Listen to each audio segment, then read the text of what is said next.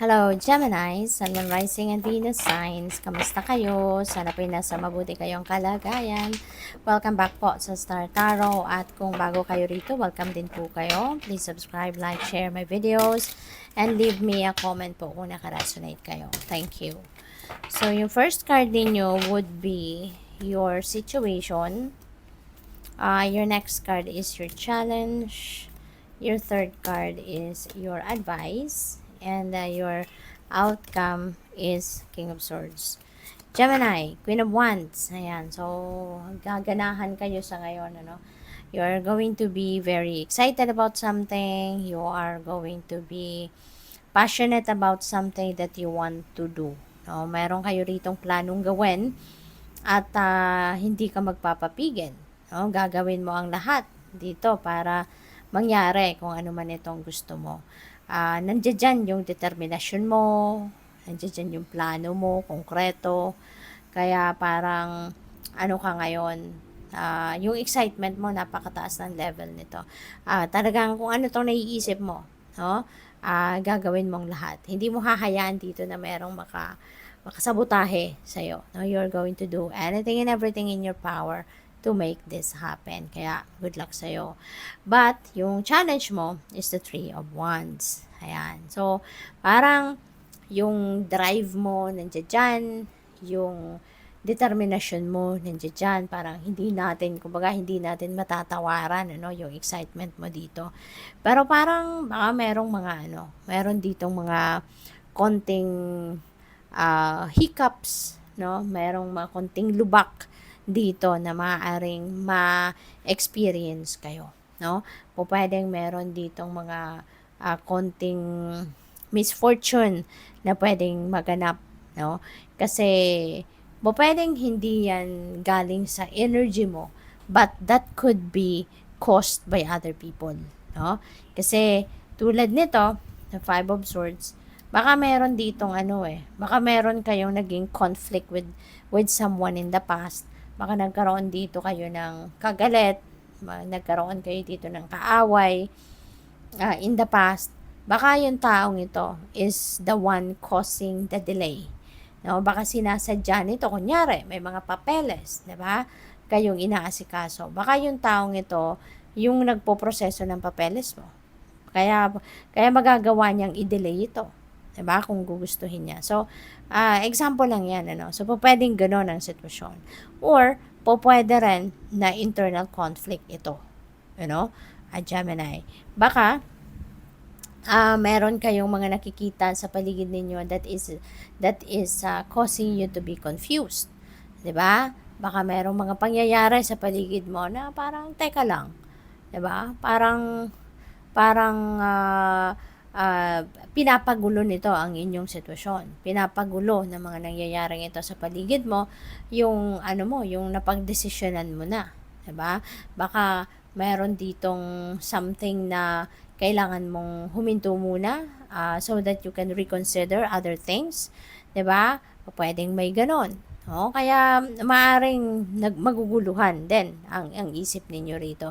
Although kasi kayo, parang goal-oriented person kayo. So, alam ninyo sa isip ninyo na ito yung gusto ko. Pero, pwedeng din yan. Pwedeng maapektuhan kayo ng other people na will try to insist, will try to sabotage you, will try to derail kung ano man yung binabalak ninyo. 'Di ba? Kaya, maaring in a way, baka maapektuhan kayo. Pero, feeling ko rito, hindi ninyo ito hahayaan. Hindi ninyo ito hahayaan. Baka sa una lang, ma, ma, maapektuhan ka sa una, pero maaaring makabawi ka rito. There is someone dito that is going to help you. 'Di ba?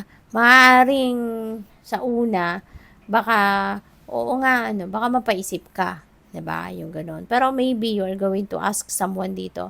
Baka kailangan mo na dito ng tawag dito, professional advice. At maaaring yung taong ito makakatulong sa iyo, Ito yung makakapag-provide sa iyo ng advice na makakatulong sa yung magtuloy-tuloy, no? Kung ano man yung plano mo, 'di ba? Mawala itong mga nagsasabotage sa'yo, mawala itong mga nangdi-distract sa'yo, yung gano'n, no? At maaaring maa-advisean ka ng taong ito, no? Nalalapitan ninyo. Kaya, good luck sa'yo. And by the way, before I go on, I would like to say hi muna. Say hi muna at saka shout out sa ating beloved channel member na si At Alexander Turalba 3777. Thank you very much po sa inyong suporta sa aking channel. Maraming salamat for continuously sharing your blessings with me. Salamat po sa inyong mga donasyon. Thank you very much. God bless you. So, we have 3 of cups. Ayan. So, merong ano sa inyo, merong tutulong sa'yo. There are people that are going to support you. There are people dito na mag-ano sa inyo, mag-cheer sa inyo para mag-cheer para sa iyo. There are people here na are rooting for you, naniniwala sa inyo, they are cheering on you. So, merong mga taong sumusuporta sa iyo. Very supportive of you. Kaya maaring itong mga taong ito ang magpapalakas ng inyong loob. Itong mga taong ito yung magpupush then sa inyo na go for it. Ito yung mga taong ito mag-encourage sa iyo. So, who knows, baka mga kaibigan mo to, baka kapamilya mo to, 'di ba? Yung ganon. So, we have Page of Swords. Ayan, there are information coming your way, no? There are information coming your way. New information na pwedeng makatulong ito sa iyo. Pwedeng makatulong ito sa iyo na makapagdesisyon. Kung meron kayo desisyon na kailangan gawin, makatulong sa inyo na maging mas malinaw ang gagawin ninyo or kung ano ang papaano ninyo i-carry out yung plano ninyo. So, yung mga impormasyon na to could come from various people, no? Na maaaring sa kanila, no? Mga tutulong sa iyo. So, we have strength. Ayan. Lakasan mo lang yung loob, no? Alam mo naman, 'di ba, na walang perfect journey sa buhay. Lahat naman ng journey sa buhay talagang paminsan-minsan nagkakaroon tayo ng problema, nagkakaroon ng mga life's hiccups kasi nga doon tayo natututo eh. 'Di ba? Doon tayo natututo. That's where we learn. That's where we gain wisdom and lessons. Kaya importante din, no, yung mga obstacles na yan, mga problema na yan sa buhay natin. Importante din sila. Kaya in that case, wag kayong panghinaan ng loob, no? Kapag ganito, kunyari, 'di ba, meron baka naguguluhan kayo or baka meron mga tao mga nagdi-distract sa inyo. Ang importante dito, lakasan mo ang inyong loob na hindi ka mag-give in sa gusto nila. 'Di ba? Hindi ka susuko. Huwag mo susukuan ng kung ano man ang inyong ginagawa, 'di ba? So, tibay ng loob at lakas ng dibdib, isa 'yan sa mga ingredient of a successful person or isang ingredient 'yan para sa pagtatagumpay, okay?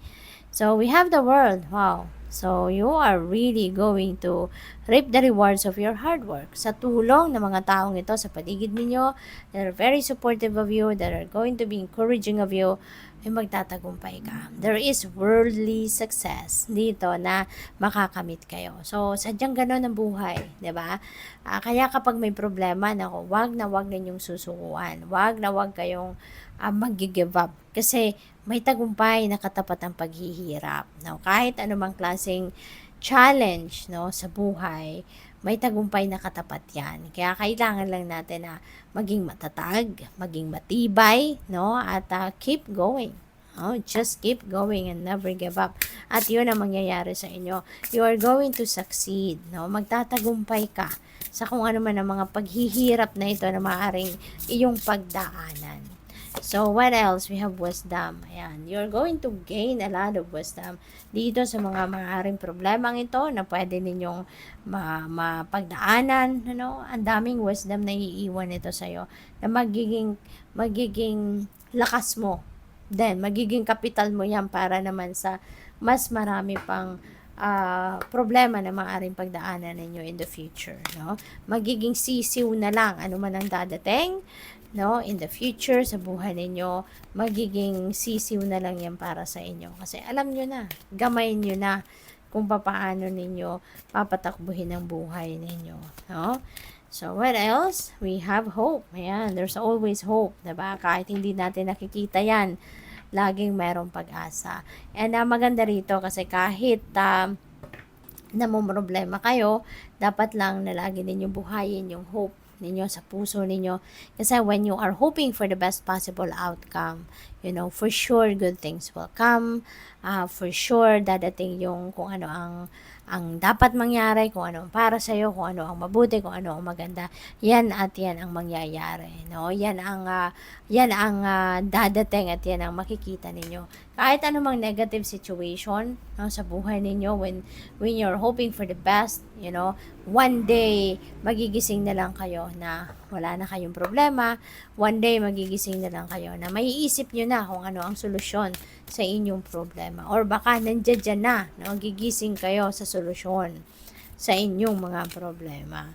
So, what else? We have 81 leadership. Ayan. So, ang iba sa inyo dito, baka kayo ay mapopromote, no? Baka kayo ay magiging manager na, baka kayo ay magiging supervisor na, you are going to be a leader. You are going to be the person na siyang mamumuno, no? Or mangunguna, kumbaga, sa kung ano man ang mga pinagkakaabalahan ninyo, no? Pwedeng magiging leader kayo ng isang grupo, ng isang departamento, ng isang institusyon, or ng isang kumpanya, no? So, final message ninyo is learning new skills. Sabi dito, education is the most powerful personal resource you can use to change your life and the world. Ayan. So, baka kailangan ninyo rito na mag-aral, no? Or baka ang iba sa inyo rito gustong mag-aral, or baka ang iba, baka bumalik na kayo sa pag-aaral, no? Baka kayo ay nag-aaral dahil dito sa leadership role na to. So maybe you're doing research, maybe nagma-masters kayo, 'di ba? At dahil para na magampanan ninyo ng mas maayos, ng mas mabuti yung leadership role na ibinibigay sa inyo, no? So pwedeng ganoon. So good luck. Thank you for watching. Love and light. Namaste.